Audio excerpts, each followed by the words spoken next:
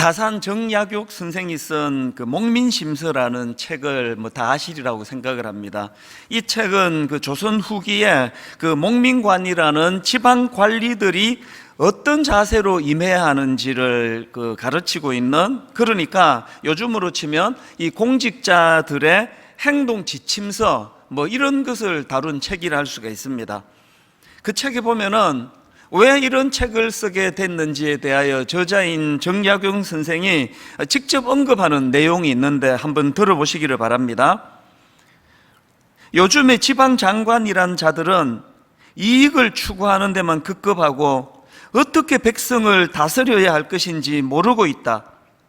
이 때문에 백성들은 공궁하고 피폐하여 떠돌다가 굶어 죽은 시체가 구렁텅이에 가득한데도 장관이 된 자들은 좋은 옷과 맛있는 음식으로 자기들만 살찌우고 있으니 어찌 슬픈 일이 아니겠는가.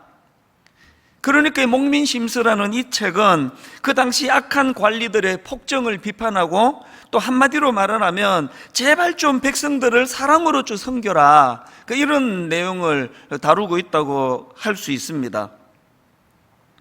제가 그 정약용 선생에게 참 감동이 되는 게 뭐냐면은, 지금 이분은, 지금이 아니라 이 책이 쓰여진 그 배경을 보니까 정약용 선생이 억울하게 귀양살이 하던 때에 집필한 책이라는 겁니다. 그 억울한 귀양살이를 무려 18년 동안이나 했는데요, 그 기간 동안에 참 이 백성들의, 도탄에 빠진 백성들의 그 상황을 마음 아파하면서 이런 책을 썼다. 이 얼마나 귀합니까? 그 책에 보니까 또 이제 그 정약용 선생이 직접 왜 책 제목을 목민심서 아닙니까? 목민에다가 왜 심서를 붙였는지에 대한 설명을 직접 하는 부분이 있었는데, 내용이 이렇습니다. 유배된 몸이기 때문에 목민할 마음은 있었지만, 백성을 제대로 잘 섬길 마음은 있었지만 몸소 실행할 수 없기 때문에 이름을 그렇게 지었다. 마음으로 정말 이런 기회를 가진 그 관리들이 있다면 이런 마음으로 좀 그렇게 섬겨주기를 바란다, 그런 애틋한 마음이 담겨 있는 거 아닙니까? 저는 한 교회를 담임하는 그런 입장에서 참 이분이 너무 존경이 되는 겁니다. 그리고 이 목민심서라는 책이 참 의미 있다, 이런 생각이 드는 게요, 목민심서를 읽다가 보면은 예수님 생각이 나는 겁니다. 어떤 예수님이요? 요한복음 10장 11절에 예수님, 나는 선한 목자라. 선한 목자는 양들을 위하여 목숨을 버리거니와. 이 정약용 선생이 말하는 목민, 이거하고 예수님이 말씀하시는 목양, 이 다 같은 내용 아닙니까? 그래서 저희들 보고 목회자라고 이야기하는 거 아닙니까?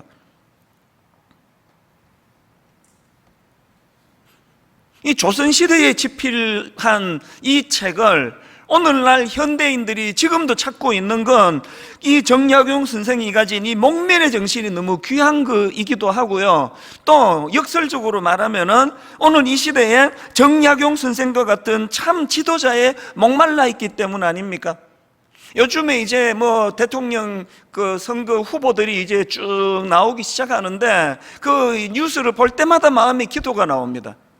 정말 이런 정신을 가진 지도자 한번 만나보기를 원합니다. 그런 지도자들을 한번 분별하기를 원합니다. 사실 우리가 이 목민심서와 함께 왜 성경을 읽어야 되느냐 하면은요, 이 성경이야말로 정말 선한 목자 대신, 참 목자 대신 예수 그리스도를 소개하는 책이기 때문에 그렇습니다. 오늘 본문도 마찬가지입니다. 오늘 본문을 읽으면서 정말 거기에 그 한 영혼 한 영혼을 향하여 목숨을 거시는 그 주님의 마음이 확 느껴지는 거 아닙니까? 특히 오늘 본문 마가복음 6장 34절을 보십시오. 예수께서 나오사 큰 무리를 보시고 그 목자 없는 양 같음으로 인하여 불쌍히 여기사 이에 여러 가지로 가르치시더라. 이 말씀의 배경은 지난주 말씀드리지 않았습니까? 지금 예수님은요, 제자들과 함께 쉬시러 한적한 곳을 찾아간 거 아닙니까? 사람 없는 곳으로 가서 좀 쉬어야 되겠다. 그런데 그 소문을 듣고 그 수많은 사람들이 지금 모여드는 거 아닙니까? 어지간하면은 내칠 것 같은데, 다음에 하자, 다음에. 나도 좀 쉬어야 되는 거 아니냐? 그런데 여러분, 참 목자 되신 예수님은 그러질 않으시는 겁니다. 그래서 이제 뭐 쉬는 거고 뭐고 뭐 다 그냥 없던 걸로 하고 또 거기서 이제 열정을 다하여 사역을 하고 계시는데, 그렇게 예수님의 마음이 변하게 된 이 결정적인 동력이 뭐냐 그랬더니 불쌍히 여기사예요. 그 목자 없는 양, 오죽하면은 여기까지 찾아왔겠냐.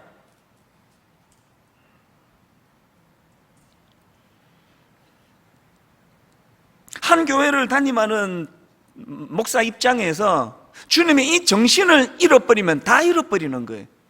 그 성도의 애틋한 마음을 가지고 기도 부탁하는 성도들한테, 아니 내가 지금 몇 명을 목회하는데 내가 뭐 한 명 한 명까지 내가 기도할 수가 있느냐고, 그러면 그건 끝난 거예요. 주님의 마음은 불쌍히 여기사, 불쌍히 여기사. 얼마나 힘드실까. 설교도요, 뭐 해야 되니까 하는 그런 설교하고, 참 주중에 그 성도님들의 삶의 애환을 생각하면 얼마나 힘드실까. 무슨 말씀으로 오늘 그들을 주님 이름으로 위로할 수 있을까. 이렇게 준비하는 설교하고 그런 설교가 여러분 같다고 생각하십니까? 오늘 우리가 회복해야 되는 게 뭡니까? 이 예수님의 바로 이 마음, 목자 없는 양처럼 불쌍히 여기사, 이 마음이 계셨기 때문에 다시 주님은 쉬는 것을 뒤로 하고 마음을 다하여 섬기고 계시는, 이게 그 목민심서의 정신하고 이게 일맥상통하는 거 아니겠습니까? 그래서 이제 오늘 이런 차원으로 본문 말씀을 한 번 더 살펴보기를 원하는데요, 이제 오늘 본문을 제대로 살펴보기 전에 먼저 우리가 이 본문의 구조를 봐야 됩니다.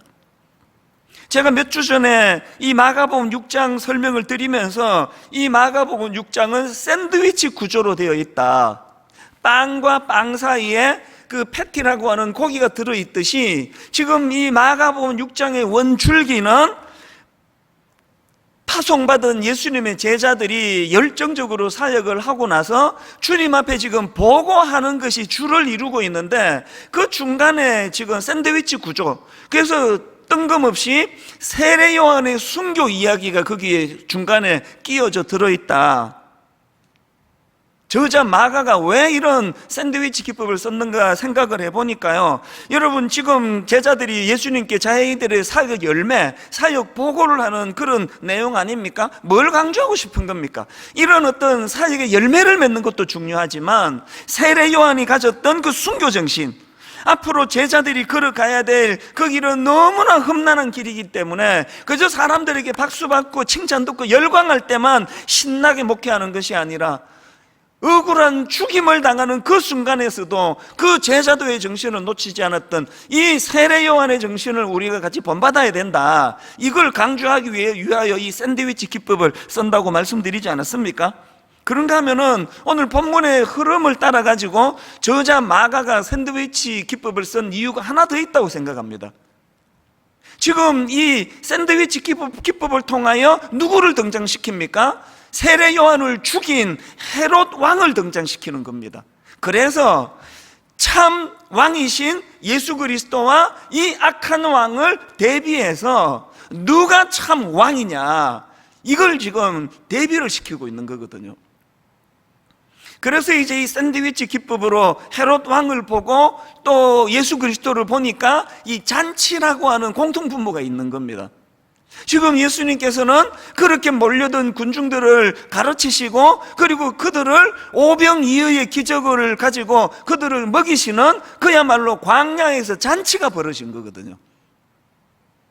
이 광야에 예수님이 배설하신 광야의 잔치와 헤롯 왕이 왕궁에서 배설한 잔치를 어떻게 대조하고 있느냐? 여러분, 이 두 잔치는요 너무나 그 대조되는 다른 점들이 많습니다. 먼저 그 잔치에 참여하는 손님들의 구성원이 달라요. 21절을 보면은 마침 기회가 좋은 날이 왔으니 곧 헤롯이 자기 생일에 대신들과 천부장들과 갈릴리의 귀인들로 더불어 잔치할세. 지금 헤롯 왕이 배설한 잔치에는 어떤 사람들이 모입니까? 대신들과 천부장들과 갈릴리의 귀인들, 한마디로 말해서 세상적으로 지위가 높은 사람, 고관 대작, 이런 사람들이 초대되어 왔는데요, 여기에 반해가지고 예수님이 배설한 잔치에는 어떤 사람들입니까? 마음이 상하고 찢겨지고 참 목자 잃은 양처럼 어디 마음 둘 데가 없는 사람, 이런 비천한 사람들이 모여들었다. 이것이 다른 차이고요. 또 다른 차이는 조금 전에 말씀드렸잖아요. 헤롯은 왕이니까 왕궁에서 화려한 잔치 파티를 벌였겠지만 예수님의 잔치는요, 아무것도 없는 초라한 빈들이에요. 오죽했으면 제자들이 오병이어의 기적을 앞에 놓고 이 많은 군중을 도저히 먹일 수가 없다는 그런 참 계산이 거기에 나왔겠냐고요. 이 차이예요. 그러나 여러분, 이 대조적인 잔치의 비교보다 진짜 결정적인 차이가 하나 있는데 그게 뭐겠습니까? 여러분, 헤롯이 배설한 잔치는요, 사람을 죽이는 잔치였고, 예수 그리스도가 배설한 잔치는 비록 아무것도 없는 빈들에서 베풀어졌지만 생명을 살리고 사람을 먹이는 잔치였다는 겁니다. 이 대조를 지금 샌드위치 기법을 통하여 마가가 구사하고 있다고 그렇게 분석을 하고 있습니다. 구약의 에스겔 34장에도 보면은요, 이 악한 지도자와 또 하나님께서 예비해 주실 좋은 그 지도자, 목자를 대비하는 그런 내용이 나오는데요. 자, 먼저 에스겔 34장 2절에 보면은 악한 목자에 대하여 이렇게 평가합니다. 인자야, 너는 이스라엘 목자들에게 예언하라. 그들 곧 목자들에게 예언하여 이르기를 주 여호와께서 이같이 말씀하시되 자기만 먹는 이스라엘 목자들은 화 있을진저. 지금 성경이 악한 목자를 딱 한마디로 규정합니다. 자기만 위하는 목자, 자기 배만 불리는 목자. 바로 그 다음 나오는 3절도 마찬가지입니다. 너희가 살찐 양을 잡아 그 기름을 먹으며 그 털을 입되 양떼는 먹이지 아니하는도다. 성경이 묘사하는 악한 목자는 자기 배만 불리는 목자예요. 세상 사람들이 교회를 비판할 때, 특히 세상 사람들이 대형 교회를 비판할 때 뭘 오해하는 겁니까? 이렇게 큰 교회 만들어서 지가 호요시 가는 걸로, 이게 맞는지 틀리는지는 하나님만 아시겠지만 이런 평가를 받는 것 자체가 수치 아닙니까? 사람 많이 모으는 이유가, 전도 많이 하는 이유가 그 목사 자기 배 불리려고 한다고. 진짜 그런 겁니까? 이런 내용을 피력하는 것이 에스겔 34장인데요. 저는 이 말씀들 중에서 너무나 중요한 포인트 하나를 발견합니다. 그게 8절입니다. 주 여호와의 말씀에 내가 나의 삶을 두고 맹세하노라. 내 양떼가 노략거리가 되고 모든 들짐승의 밥이 된 것은 목자가 없기 때문이라. 아니, 지금 그 앞에서 계속 그 악한 목자들에 대하여 계속 피력했는데 8절에 와가지고는 아예 목자가 없다는 겁니다. 뭘 의미하는 겁니까? 악한 목자는 목자가 아니래요. 오늘 한국 사회가, 오늘 여러분 수많은 젊은이들이 교회를 지금 떠나간다고 하는 이 가슴 아픈 현실이 하나님의 시각으로는 목자가 없는 겁니다. 지도자가 없는 겁니다. 그리고 5절에도 똑같은 내용이 나옵니다. 5절에 목자가 없으므로, 하나님이 인정하시는 그런 목자가 없으니까 어떤 결과가 나오느냐? 목자가 없으므로 그것들이 흩어져서 모든 들짐승의 밥이 되었도다. 백성들이 포로로 끌려가는 그 비극이 일어난 그 모든 책임은 그 악한 목자들, 악한 지도자들에게 있다는 그 얘기 아닙니까? 제가 한 교회를 담임하는 목사로서 이것이 얼마나 두려운지 아십니까? 여러분, 분당 우리 교회에서 일어나는 모든 잘못된 이런 그 모든 것들은 이유야를 막론하고 담임 목사인 저의 책임이에요. 이게 성경의 시각입니다. 두렵지 않겠습니까? 오늘 교회에서 일어나고 있는 수많은 젊은이들이 교회에 상처받고 교회를 떠나고 오늘 한국 교회가 이루 말로 다 할 수 없는 피폐하게 된 그 모든 책임은 이유 이하를 막론하고 저에게 있는 겁니다. 이게 저의 책임인 겁니다. 그래서 청년들 집회를 가는 것이 저는 너무나 고통스러워요. 그래서 제가 청년들 집회를 갈 때마다 먼저 사과합니다. 나를 용서해 달라고. 이게 지도자예요. 오늘 정치적으로나 경제적으로나 또 우리 기독교나 회복되는 길은 지도자가 회복되는 거예요. 지도자가 목민 심서에 정신을 가지고 세상에 18년 그 억울한 유배 중에서도 그 도탄에 빠진 백성들을 생각하며 책을 쓰는 이런 지도자가 오늘 우리나라에는 이게 불가능한 겁니까? 목자가 없으므로. 그렇기 때문에 여러분, 어느 목사를 기대하겠고, 어느 정치 지도자들을 기대하겠고, 어느 여러분 자기 배를 생각하지 않고 참 국민들만을 위하는 이런 경제 지도자들을 우리가 어디서 찾아보겠습니까? 곳곳에 많이 있겠죠. 안 드러나서 그렇겠죠. 그래서 우리는 늘 그것을 갈망해야 돼요. 하나님, 이 나라에 참 지도자가 배출되기를 원합니다. 그리고 그냥 정치하는 거를 보면은 이게 자기 당 불리는 거지, 저게 국민을 위하는 거냐, 이런 말들이 좀 나오지 않는 그런 정치가 생기면 여러분, 이게 보수니 진보니 이렇게까지 극심한 골은 사라질 거라고 저는 생각합니다. 그러나 또 한편으로 참 좋은 지도자가 나오기를 기도해야 되지만, 그러나 근원적으로 말하면 여러분, 인간에게서 그런 지도자들을 찾기가 우리가 어렵다면 늘 우리는 예수 그리스도, 그분을 갈망하고 그분을 소망하는 거 아닙니까? 요한복음 10장 11절을 다시 보십시오. 나는 선한 목자라, 나는 선한 목자라. 선한 목자는 양들을 위하여 목숨을 버리거니와. 누구에게 이것을 우리가 요구할 수 있습니까?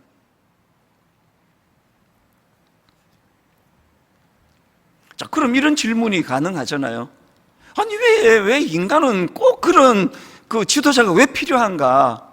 아니, 왜 양들은 꼭 그렇게 선한 목자가 필요한가? 왜 독립이 안 되는가? 제가 우연히 유튜브를 보다가 보니까요, 이 양은 왜 목자가 필요한지를 너무 잘 설명해 놓은 그런 짧은 영상을 제가 하나 봤습니다.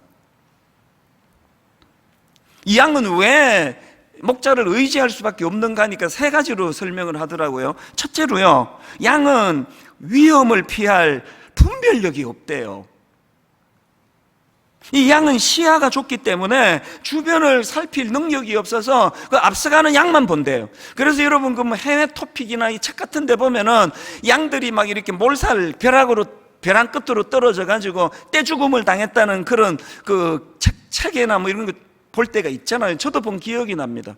왜 그러냐니까 이 어리석은 양들의 시선 때문에, 시야, 멀리 보지를 못하니까, 그래서 앞에 양만 보고 가니까 그 양이 벼랑으로 떨어지면 그것밖에 길이 없는 줄 알고 몰살하는 게 그게 양이래요. 왜 선한 목자가 필요한지 아시겠죠? 절대로 양을 벼랑 끝으로 몰지 않는 그런 가이드가 필요하기 때문이에요. 두 번째로, 양은 왜 선한 목자가 필요하냐? 양은요, 고집이 세고 제멋대로의 동물이래요. 그 영상에서 설명하기를 대부분의 동물들은 다 훈련이 가능하답니다. 강아지 키우시고 고양이 키우시는 분은 그 재미로 키우는 거 아닙니까? 먹이 주기 전에 강아지 보고 그러면 착 자기 아빠를 올려주는 그 재미로 먹이 주는 거 아닙니까? 그리고 TV 같은 데 보니까 어떤 강아지는 훈련이 잘 돼가지고 먹이 주기 전에 빵! 그러면 죽는 신용을 하고, 이게 다 훈련으로 되는 거거든요. 우리 집 강아지한테 암만 시켜도 그거를 못해요. 빵! 그러면 먹이 달라고 쳐다보고, 그래서 이제 포기했는데요. 어지간한 고양이나 어지간한 강아지는요, 훈련하면 다 돼요. 그런데 양은 훈련해서 되는 동물이 아니래요. 이 양은 얼마나 고집이 세고 제멋대로 이제 그래가지고요, 양은 훈련시켜가지고 그렇게 생존하도록 돕는 동물이 아니라, 양은 목자가 직접 인도해야 된다는 거예요. 이끌어야 되는. 세 번째 이유가 결정적입니다. 왜 양들에게는 목자가 필요하냐? 양은요, 뒤집어지면 일어설 능력이 없는 동물이래요. 정말인지 언제 한번 양떼 목장에서 한번 확 밀어볼까, 그런 생각도 해보는데 못된 생각이죠. 이 양들은 넘어지면, 뒤집어지면 일어설 능력이 없대요. 제가 이런 짧은 유튜브 영상을 보면서, 이거 인간하고 너무 닮았네. 여러분, 우리 인간이야말로 참 어리석어요. 똑똑하다 하다 하지만 이 세상 굴러가는 걸 보세요. 지금 말도 안 되는 이런 말도 안 되는 이런 세상 악한 문화들이 그냥 막 줄줄줄줄줄 지금 그 점점 세상 문화는 더 악해져 가는 거 아닙니까? 막 얼마나 고집이 세고 제멋대로인지. 이건 뭐 양은요 뭐 우리 인간들 앞에 내가 졌다 항복 그럴 거예요. 막 전부 막 고집불통이에요. 우리 모두가 그렇습니다. 코로나19가 지금 1년 반을 잡아보겠다고 애를 쓰는데, 불과 그 한 몇 주 전까지만 해도 이제 이 백신 주사 2번 맞으면 뭐 다 해결된다, 막 그때 막 얼마나 희망이 부풀었는지 이미 미국에 있는 교회들은 다 해금이 됐대요. 이제 완전히 예전으로 돌아갔다. 그래서 이번 가을에는 막 다락방도 할 수 있고, 이번 가을에는 막 대면으로 얼굴을 맞대고 예배도 드리고 그랬, 기대에 부풀었는데 웬걸요? 갑자기 무슨 뭐 변이 바이러스가 확산된다 그러더니 지금 막 계속 더 악화일로, 그래서 지금 뭐 계속 그 감염자가, 확진자가 생겨나는 게 지금 기록을 어제도 토요일로서 최고 기록이었다 그러잖아요. 뭘 여기서 우리가 교훈을 얻어야 됩니까? 인간의 과학이 하나님 머리 꼭대기에 올라가 있는 것 같아도 여러분 한 번 뒤집어지면 일어설 능력이 없는 양과 같이 목자 되시는 하나님 아버지와 그 목자 되신 주님의 인도 없이는 우리는 제대로 살 수 없는 존재라는 걸 이런 코로나19를 통해서 철저하게 교훈을 받아야 된다고 생각합니다. 이렇게 양들에게 목자가 필요하듯이 오늘 우리 인간도 창조주 하나님이 필요한데, 여기서 기억할 게 하나 있습니다. 이사야 12장 2절을 보십시오. 보라, 하나님은 나의 구원이시라. 그 다음 보세요. 내가 신뢰하고 두려움이 없으리니, 내가 신뢰하고 두려움이 없으리니 주 여호와는 나의 힘이시며 나의 노래시며 나의 구원이시며로다. 오늘 우리 안에 만연해 있는 이 두려움을 몰아내기 위하여 목자 되신 주님이 필요한데, 그러기 위한 조건이 뭡니까? 내가 신뢰하고. 비록 타락한 인간에 불과한 저지만요, 우리 부목사님들을 보면은 대부분의 목사님들이 저를 신뢰해줘요. 뭘 요구하든지, 무슨 책을 읽으라고 그러든지, 좋으니까 도움되니까 읽으라 그러시겠지? 뭘 우리가 한번 갑자기 또 우리 한번 금식하자, 금식으로 기도하자 그러면 그 목사님들이 다 신뢰하기에 그거를 따라해 주시거든요. 그러면 제 마음에 얼마나 다짐이 나오는지 아십니까? 자기를 믿어주는 사람에게는 절대로 낙심시키면 안 된다. 이게 제 철학이에요. 가끔 가다가 이분은 나를 신뢰를 못하는구나, 그런 게 느껴질 때가 있으면요, 홀가분합니다. 좀 책임 없어요. 안 믿어준 걸 어떡합니까? 지금 그 얘기예요. 정말 하나님이 여러분의 목자가 되셔서 여러분의 하나님 인도를 따라서 마음의 두려움이 사라지기를 원하세요? 내가 신뢰하고 하나님에 대한 신뢰를 먼저 회복해야 된다는 걸 꼭 기억하시기를 바랍니다. 우리가 참 주님은 나의 선한 목자가 되신다, 갈 길을 알지 못하는 내가 의지하실 목자가 되신다, 그렇게 신뢰함으로 주님을 따라갈 때 이 혼란한 이 시대 속에서, 이 세상 속에서 갈등 없는 인생이 될 줄로 믿습니다. 이 전제를 가지고요, 저는 오늘 본문을 중심으로 해서, 그래서 이 선한 목자의 인도를 받기 위하여 우리가 두 가지를 해야 된다. 여러분, 선한 목자의 인도를 받기 위해 해야 되는 첫 번째가 뭐냐? 절박함을 회복해야 돼요. 정말 주님이 아니고는 나는 도로 올바르게 살아갈 수가 없다. 오늘 본문 34절에 예수께서 나오사 큰 무리를 보시고 그 목자 없는 양 같음으로 인하여 불쌍히 여기사 이에 여러 가지로 가르치시더라. 여기 보니까 지금 큰 무리들이 주님 앞으로 몰려들었는데요, 아마 한 사람 왜 왔니? 여기 빈들에 왜 왔니? 물으면요, 답이 다 다를 거예요. 어떤 사람은 사람들이 자꾸 병 고쳐준다고 예수라는 분이, 이번에 또 보니까 제자들도 막 그런 이 귀신도 쫓아내고 해서 나 그거 구경하러 왔다, 이런 분도 있을 거고요. 어떤 분은 어떤 몸에 병을 갖고 있는데 막 절박한 마음으로 주님이 아니고는 날 고칠 사람이 없기 때문에 내가 그냥 무조건 왔다, 이런 분도 있을 거고요. 지금 유튜브, 인터넷으로 많은 사람들이 함께 예배를 드리지만요, 이유들이 다 달라요. 왜 예배를 드리는지. 여러분, 기왕에 모이셨잖아요. 기왕에 우리가 지금 하나님 앞에 예배를 드리시잖아요. 기왕에 예배를 드렸는데, 여러분, 그 주님 앞으로 나와 그 절박한 마음을 가지고 주님만이 나를 치료할 수 있기 때문에 왔다는 그 모든 사람들은 다 치유가 되거든요. 기왕에 예배를 드리는데, 아니 뭐 그냥 구경 한번 왔지 뭐, 아이고 그 뭐 또 예배 안 드리면 뭐 그냥 막 집에서 부인이 막 너무 못 살게 구니까 내가 1시간 앉아 있지 뭐. 여러분, 기왕에 주님 앞으로 나왔는데 이 절박함을 회복해야 돼요. 앞에서 살펴본 에스겔 34장에 보면은요, 백성을 위하지 않고 자기 배만 불리는 자들에 대한 심판의 경고도 있지만 거기에 하나님의 대안이 하나 나옵니다. 에스겔 34장 23절 잘 보십시오. 내가 한 목자를 그들 위에 세워 먹이게 하리니, 내가 한 목자를 그들 위에 세워 먹이게 하리니 그는 내 종 다윗이라. 그가 그들을 먹이고 그들의 목자가 될지라. 지금 메시아 대신 예수 그리스도를 보내주시겠다는 예언의 말씀을 선포하고 있는 거 아닙니까? 여기 보니까요, 한 목자예요. 여러 목자가 아닙니다. 한 목자예요. 대안은 이것밖에 없습니다. 선하신 목자 예수 그리스도, 그분을 향한 절박함을 회복하는 것. 이번 여름에 제가 이 은혜를 누렸기 때문에 너무너무 지금 저는 감사가 넘치거든요. 아니, 얼굴이 이런 거는 약간 피곤해서 그런 거지, 내 심령은 지금 해같이 밝아요. 너무 기쁜 상태예요. 왜 이렇게 기쁘냐? 지난주 말씀드렸잖아요.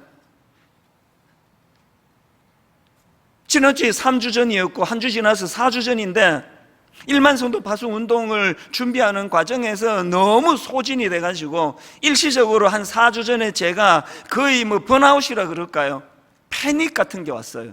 너무 두려워가지고 설교 준비도 못하고 머리가 깨질 듯이 아프고 예배 인도도 할 수가 없고 그런 아픔을 제가 경험했는데, 여러분 참 놀라운 게요, 너무너무 힘들고 억장이 무너지는 이런 일들을 경험하면은 꼭 마음 이편에서 뭐가 같이 떠오르는지 아세요? 이번에는 또 하나님이 어떻게 나를 만져주실 건가? 어떻게 회복시켜 주실 건가? 이 기대감도 같이 가는 겁니다. 그 지난주 같이 그렇게 이제 설교를 하면 참 이게 우리 신학교에서 같이 공부했던 동기 목사님들 너무 고마운 분들이에요. 그래서 동기 사랑, 나라 사랑 그러잖아요. 막 여러 목사님들이 제게 연락이 오고, 아니 목사님이 그렇게 힘드셨냐고요?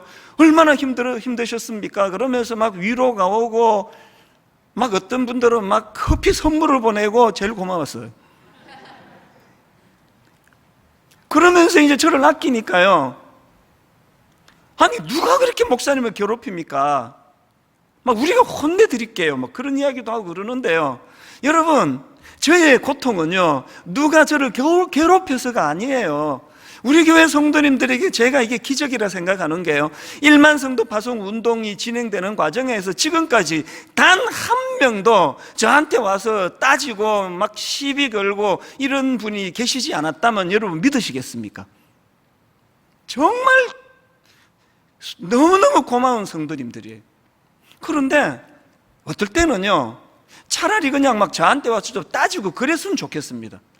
그냥 막 울기만 하시니까.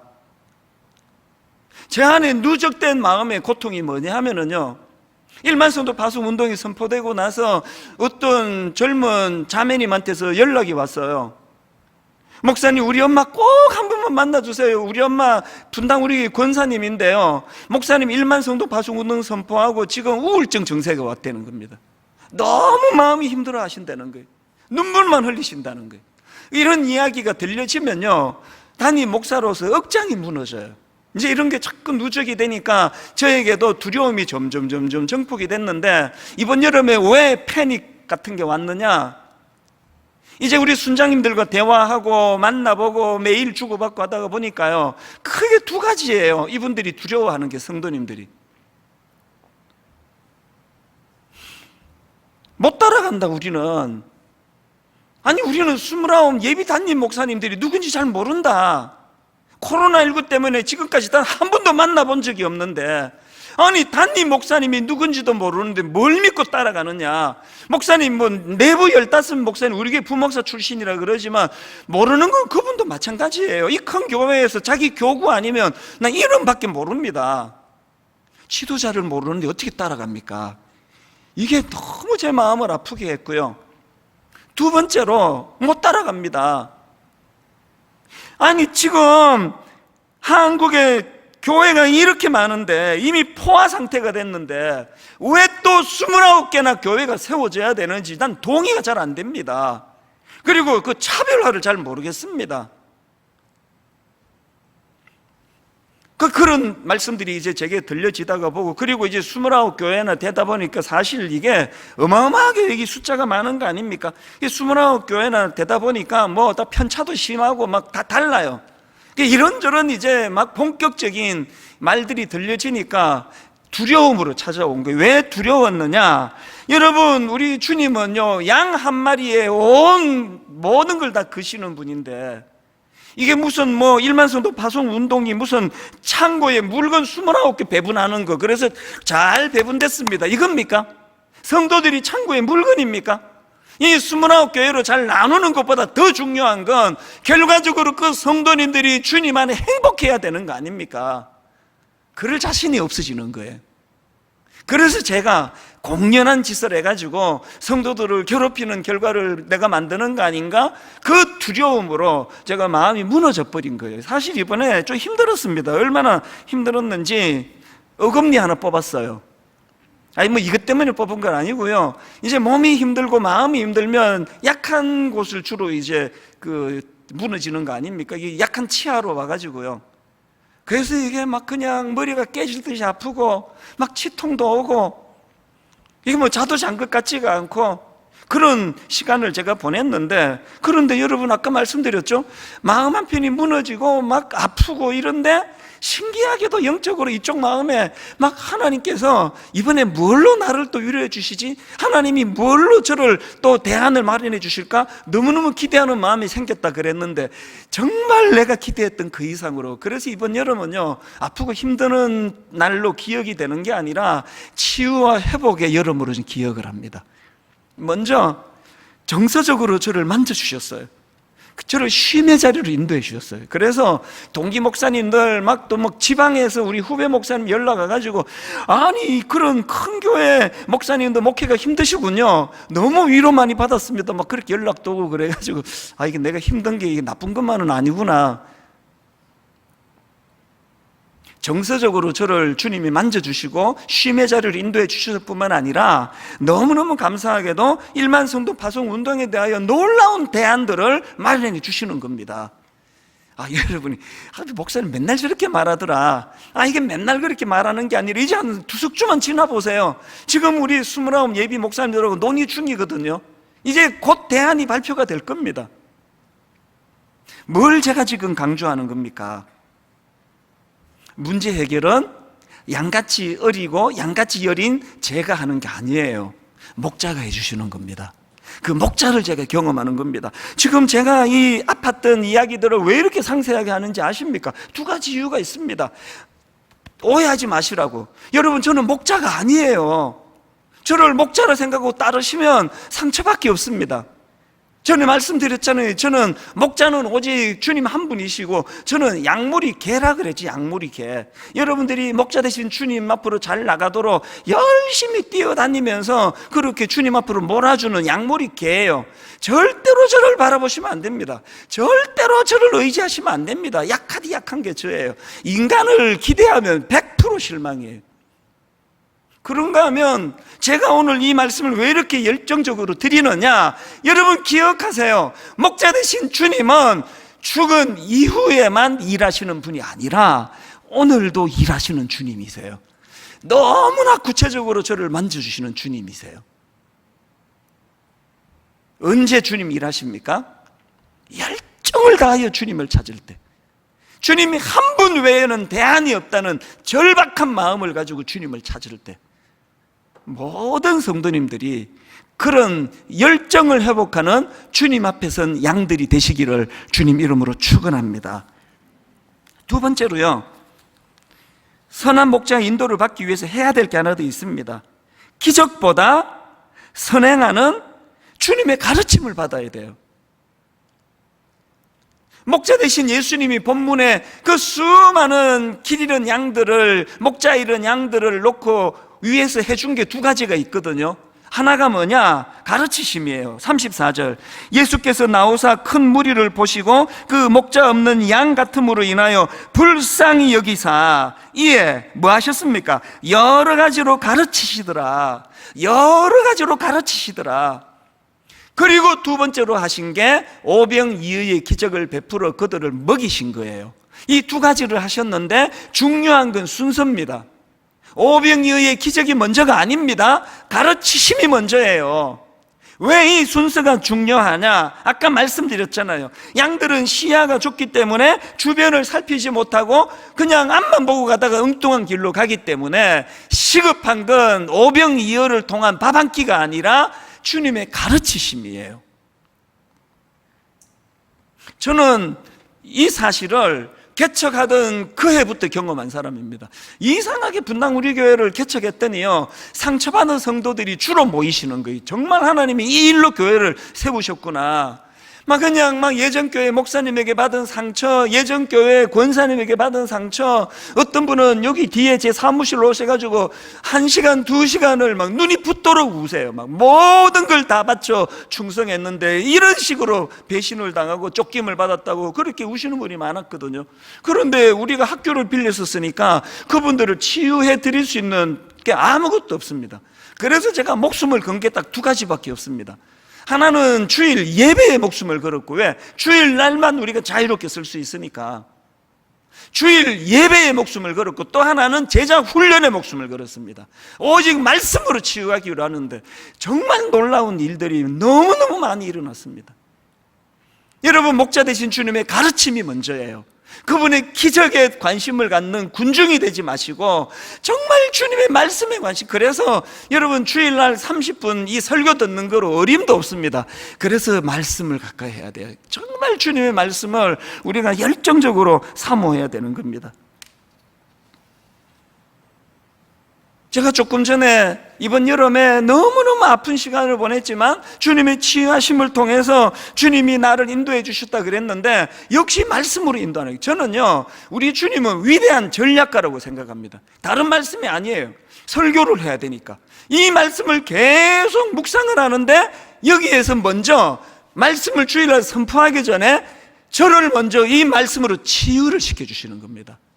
그 말씀이 요한복음 10장 11절, 나는 선한 목자라 선한 목자는 양들을 위하여 목숨을 버리거니와, 그 다음은 14절 15절, 나는 선한 목자라 나는 내 양을 알고 양도 나를 아는 것이, 아버지께서 나를 아시고 내가 아버지를 아는 것 같으니 나는 양을 위하여 목숨을 버리노라. 이 주님의 신실하심이 지난 4주 동안 여러분 내내 내 삶에 너무나 신실한 목자로 저를, 아까 정서적으로 저를 만져주셨다 그랬잖아요. 어느 새벽이에요. 저는 그 새벽을 생각하면 또 눈물이 납니다.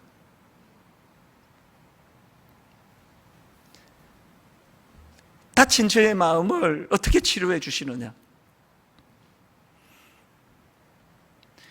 주님 나를 부르시니 두려움 없이 배에서 나가리라. 딱 두 단어를 제가 받았습니다. 하나는 주님 나를 부르시니, 그래서 주님 나를 부르시니, 주님 내게 오라시니, 주님 보고 계시기에 의심치 않고 바다를 걸어가리라. 주님 보고 계시기에, 주님 여기 계시기에, 여기에 주님 나를 부르시니라는 이 말씀 하나를 제가 받았고요. 그런가 하면은 그 주신 말씀을 가지고 후렴이 여러분 다 아시잖아요. 주님 여기 계시기에 이 깊은 바다가 반석이 되고, 주님 여기 계시기에 반석 위를 내가 걸어가리라. 두 번째 받은 말씀이 뭘까요? 주님 여기 계시기. 첫 번째 말씀인 주님 나를 부르시니, 일만성도 파송운동 절대로 이거는 성공할 수 없는, 인간이 할 수 없는 것이라는 두려움에 빠져 있을 때 대안은 딱 하나예요. 주님 말씀, 주님 나를 부르시니. 이 일이 인간적인 욕심이 아니라 진짜 주의 영광을 위하여 진짜 주께서 명하신 것이라면 이거는 반드시 잘 될 수밖에 없다. 그리고 그 진행하는 과정에서 인간의 장꾀가 아니라 주님 여기 계시기에, 주님이 함께 하시는 일만성도 파송운동, 그리고는 쏟아지는 너무너무 미처 생각하지 못했던 대안들을 이번 여름 내내 부어주신 주님이신 줄 믿으시기를 바랍니다. 결론을 이렇게 맺기를 원합니다. 여러분, 우리에게는 선한 목자가 계세요. 요한계시록 7장 17절, 이는 보좌 가운데 계신 어린 양이 그들의 목자가 되사, 이는 보좌 가운데 계신 어린 양이 그들의 목자가 되사 생명수 샘으로 인도하시고 하나님께서 그들의 눈에서 모든 눈물을 씻어 주실 것입니다. 결론으로 다시 강조합니다. 오늘 제가 드리는 이 간증을 잊으시면 안 됩니다. 오늘도 일하시는 나의 목자 되신 주님, 우리의 정서를 만져주시고 우리의 상처를 싸매어 주시고 절망에 빠져있는 그런 상황에 이 찬양으로 베드로가 물리를 걷는 그 일은 인간이 할 수 없는 불가능한 일이지만 주님 나를 부르시니, 주님 여기 계시오니. 오늘 말씀 중에 예배 가운데 무엇 때문에 여러분이 지금 혼란에 빠져 있는지 모르지만 오늘 설교 제목 그대로 방황과 혼란을 잠재워 주시는 예수 그리스도를 실제적으로 예배 가운데 경험하게 되시기를 바랍니다. 이 찬양을 부르시면서, 기도는, 찬양은 곡조 있는 기도라고 그러잖아요. 아버지, 제가 이 찬양을 불러드릴 때 이것이 나의 기도가 되기를 원합니다. 아버지, 내가 이 찬양을 불러드릴 때 이것이 나의 기도 응답이 되기를 원합니다. 한번 이렇게 주님 앞에 찬양합니다. 주님 나를 부르시니.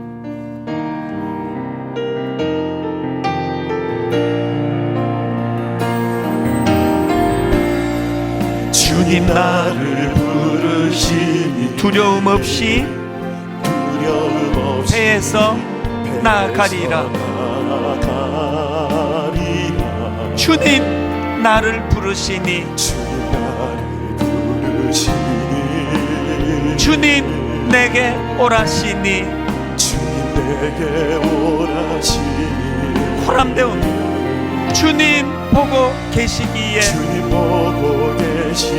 의심치 않고 바다를 걸어가리라.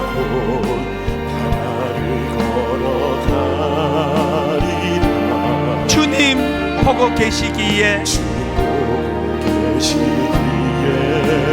주님 여기 계시기에.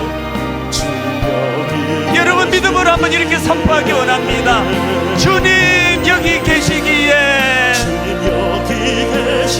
이 깊은 바다가 반석이 되고 불가능해 보이는 그 수많은 일들 앞에 주님 여기 계시기에 반석 위를 내가 걸어가리라. 여러분 다시 한번 이렇게 선포하기 원합니다. 주님 여기 계시기에 저 거친 파도가 반석이 되고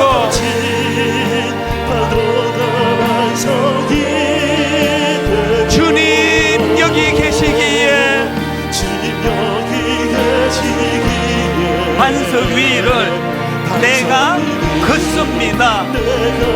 우리 다시 한번 고백합니다. 주님 나를 부르시니 두려움 없이 배에서 나아가리라. 양과같이 연약한 존재, 날마다 두려움 속에 빠질 수밖에 없는 인생. 그런데 주님 나를 부르시니, 주님 내게 오라시니. 비록 연약한 양 같은 존재지만 주님 보고 계시기에 의심치 않고 바다를 걸어가리라.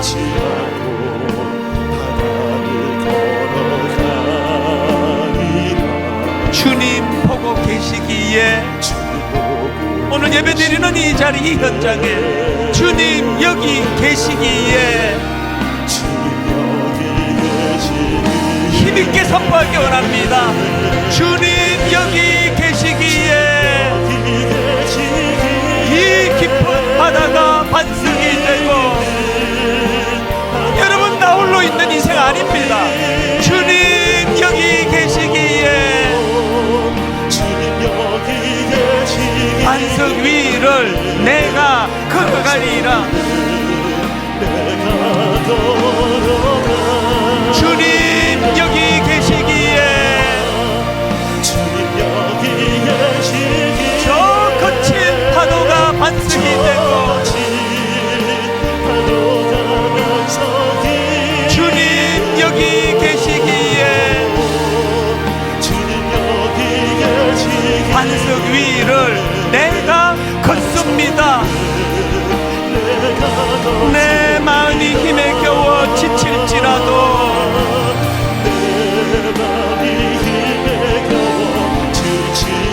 주님 나를 지켜주시네.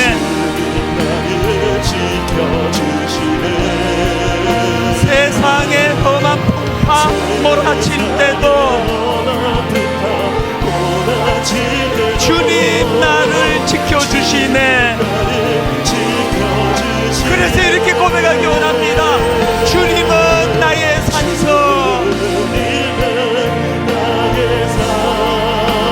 주님은 나의 요새, 주님은 나의 소망,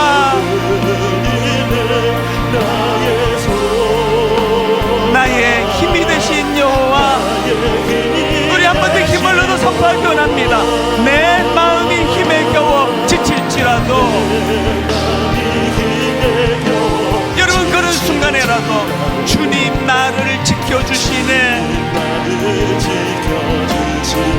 세상의 험한 풍파 몰아칠 때도, 여러분 바로 그런 위험한 순간에도 주님 나를 지켜주시네.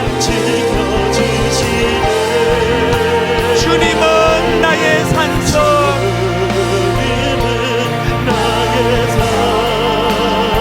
주님은 나의 요새, 주님은 나의 소망, 나의 힘이 되신 여호와. 우리 다 자리에서 일어나서 다시 한번 이렇게 선포하기 원합니다. 내 마음이 힘에 겨워 지칠지라도 주님 나를 지켜주시네. 세상의 험한 풍파 몰아칠 때도 주님 나를 지켜주시네. 여러분 이렇게 한번 선포하기 원합니다. 주님은 나의 산성, 내 삶 가운데 주님은 나의 요새. 절망적인 상황 속에서도 주님은 나의 소망, 나의 힘이 되신 여호와, 나의 힘이 되신 여호와, 나의 힘이 되신 여호와.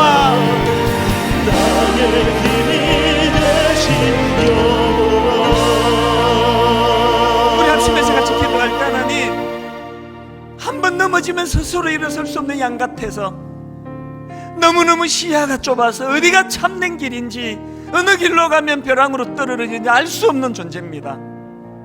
얼마나 고집불통인지 하나님 아시지 않습니까? 그래서 저에게는 가이드가 필요합니다. 그래서 저에게는 선한 목자가 필요합니다. 아버지 하나님, 믿고 주님을 신뢰하며 따르기를 원하오니 오늘 나의 목자가 되어주신 주님을 찬양하기 원합니다. 우리 한 목소리로 합심해서 같이 기도하시겠습니다. 살아계신 하나님 아버지, 주님이 나의 목자가 되어주시니, 목자가 되어주시네, 나의 선한 목자가 되어주시니 너무너무 감사합니다.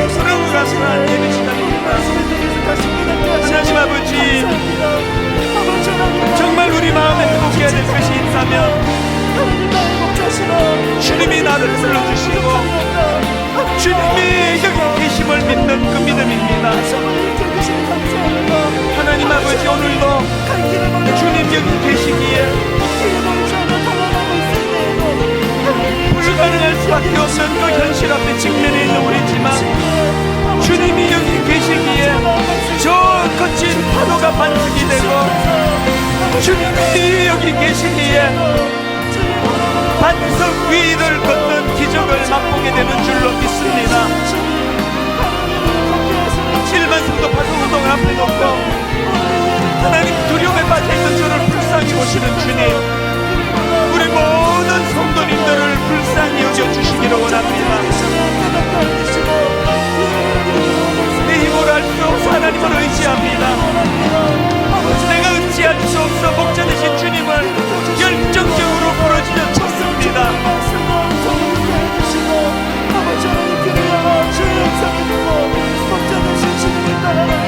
살아계신 하나님,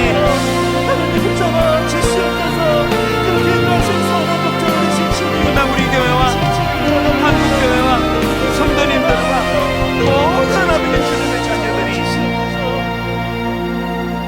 선한 목자 되신 주님, 이는 보좌 가운데 계신 어린 양이 그들의 목자가 되사 생명수 샘으로 인도하시고 하나님께서 그들의 눈에서 모든 눈물을 씻어 주실 것입니다. 하나님, 오늘도 방황 중에 혼란에 빠져 있는, 오래 코로나19가 계속되는 그 과정에 자영업자들 중에 이런저런 사연을 가진 분들이 너무나 지금 혼란에 빠져 있습니다. 너무나 힘든 상황입니다. 넘어지면 우리 힘으로 일어날 수 없는 양같이 연약한 존재이오니 선한 목자 되신 주님, 손을 뻗어 우리를 일으켜 주시기를 원합니다. 선한 목자 되신 주님, 늘 우리 삶 가운데 내게는 선한 목자가 계심을 인식하며 살아갈 수 있도록 인도해 주시기 원합니다. 지난 여름 내내 못나고 부족한 저를 보듬어 주시고 정서를 만져주시며 회복과 치유를 허락해 주신 주님께서 오늘 이 예배 속에 함께 예배하는 모든 성도님들에게도, 그들에게도 똑같이 주님이 우리의 선한 목자가 되심을 누리며 경험할 수 있도록 선한 길로 인도하여 주시옵소서. 이번 한 주간 내내 선한 목자의 인도하심을 받는 그런 하나님의 자녀로서의 삶을 누리며 살아가는 아름다운 한 주간 되도록 주님 인도하여 주시옵소서.